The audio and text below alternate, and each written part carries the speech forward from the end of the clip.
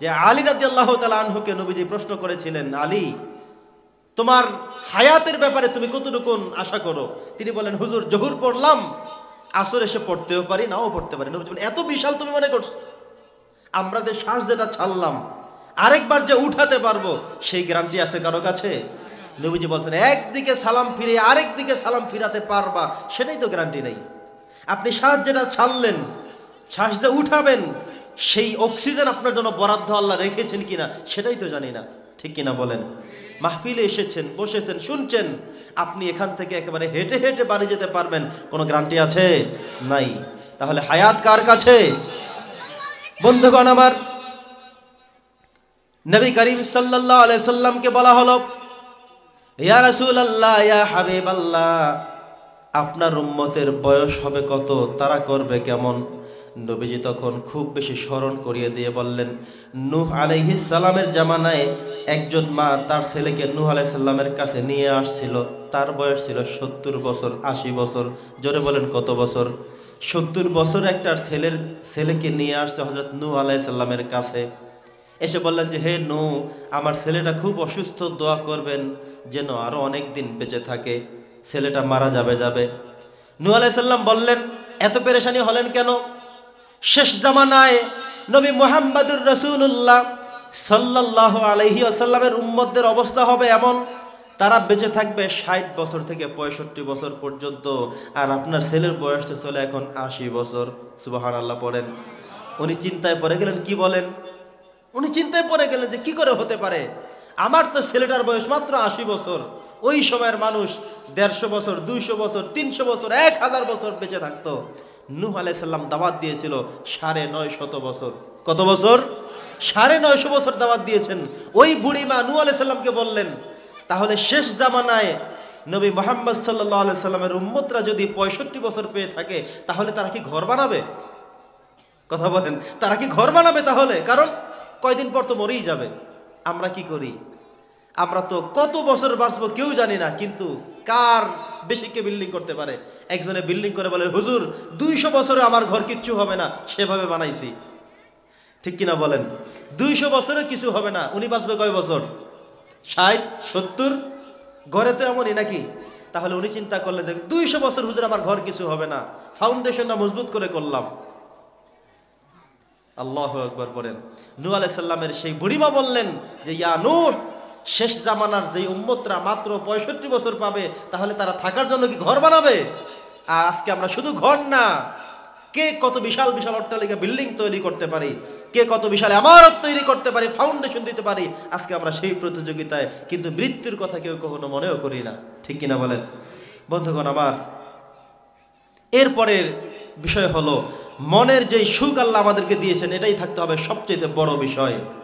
আমাকে আল্লাহ যেমন রেখেছেন, আমি আমার জায়গা থেকে পড়তে হবে আলহামদুলিল্লাহ। জোরে বলেন, জোরে বলেন আলহামদুলিল্লাহ। আরে আপনি আমি যে বেঁচে আছি, আমার মধ্যে যে রূহ আছে, এটাই তো অনেক কিছু। এই রূহ থাকুক আর একটু বাঁচুক, এই চিন্তা করতেই তো হাজার হাজার মানুষ পেরেশান যে আল্লাহ অন্তত বেঁচে থাকুক, অসুস্থ হোক, অ্যাক্সিডেন্ট করুক, তবু যেন বেঁচে থাকে। আইসিইউতে রাখে, সিসিইউতে রাখে, মুমূর্ষু অবস্থায়, তবুও সবাই দোয়া করে, আল্লাহ যেন একটি জানের বদলে জান দেব, আল্লাহ তবু আমি এইটা মান্যত করলাম, ওইটা মান্যত করলাম, এইটা তোমাকে দেব, ওইটা করব। এত কিছু আমরা বলি করি কিসের জন্যে? আর একটু বাঁচুক। কি বলি আমরা? আর আপনি আমি যে বেঁচে আছি, রূহ আছে, ঠিক আছি আমি, সেজন্য ধন্যবাদ দিতে হবে আল্লাহকে, পড়তে হবে আলহামদুলিল্লাহ। জোরে বলেন না আলহামদুলিল্লাহ। নবী করিম সাল্লাল্লাহু আলাইহি সাল্লাম বলেছেন, 4টি জিনিস মানুষের সৌভাগ্যের প্রতীক। 1 নম্বর হলো নেককার স্ত্রী। নবী করিম সাল্লাল্লাহু আলাইহি সাল্লাম বলেছেন, এই পৃথিবীতে যা কিছু তোমরা দেখো, সবচাইতে শ্রেষ্ঠ হলো নেককার স্ত্রী, ইমরাতুন সালেহা।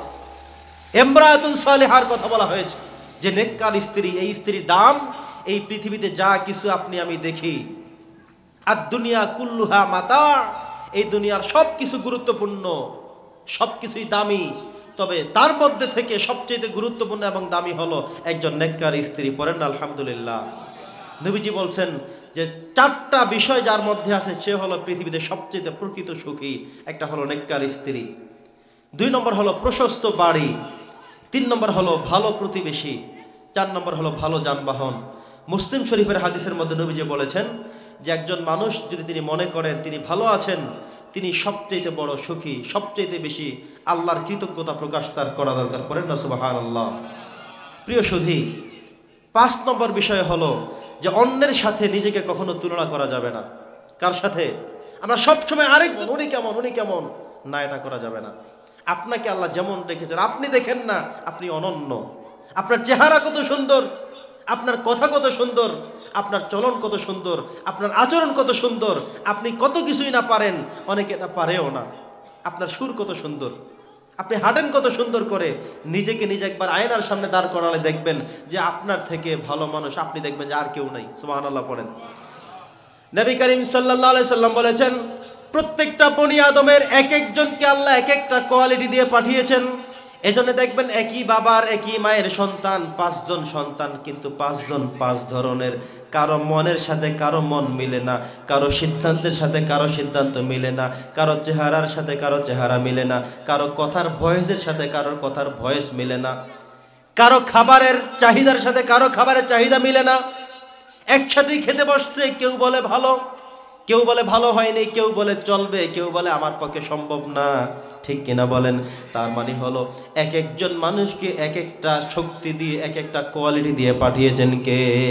আল্লাহ বুঝাতে চান একই বাবার থেকে একই মায়ের থেকে আসলে এক এক রকম হয় না, বরং আল্লাহ তাআলা প্রত্যেকটা মানুষের এক একজন মানুষকে এক একটি কোয়ালিটি দিয়ে বানিয়েছেন।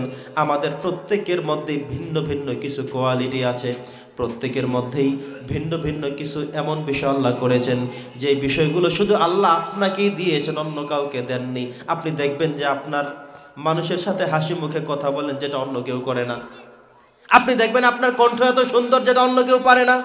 আপনি দেখবেন আপনার লেনদেন এত ভালো, কিন্তু যাদের সাথে লেনদেন করতে যান কেউ কথা ঠিক রাখে না। আপনি দেখবেন যে আপনি 5 ওয়াক্ত নামাজ পড়েন, কিন্তু যেই লোকটাকে মনে করেন তার পড়া উচিত সে কিন্তু পড়ে না। আপনি দেখেন যে আপনি আল্লাহকে যেমন করে ভয় করেন কিন্তু আরেকজনে করে না। তার মানে হলো প্রত্যেকটা মানুষের জায়গায় অনন্য। ঠিক কিনা বলেন?